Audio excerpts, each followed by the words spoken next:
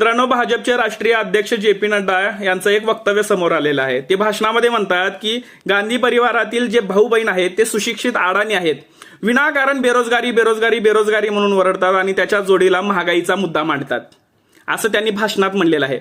मी तर म्हणतोय बरोबर आहे तुमचं.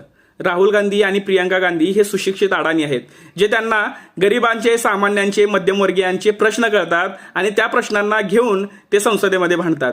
आता जी बेरोजगारी दिवसेंदिवस वाढत चाललेली आहे तो मुद्दा ते घेतात. किती मूर्ख आहे म्हणावं. महागाई वाढत चाललेली आहे तो मुद्दा घेऊन ते संसदेमध्ये भांडतात. काय यांना कळतच नाहीये. त्यांनी सुद्धा अंबानी, अदानी सारख्या लोकांची चरणवंदना केली पाहिजे आणि जे भाजप मुद्दे घेतंय त्या मुद्द्यांना धरूनच ते देशामध्ये फिरले पाहिजे, देशामध्ये वावरलं पाहिजे आणि निवडणुका लढले पाहिजेत. आता ते मुद्दे काय आहेत? मुघल, मटण, मासे, मंगळसूत्र, त्यानंतर असे किती मुद्दे आहेत. हे मुद्दे काय घेत नाहीत? राम मंदिर वगैरे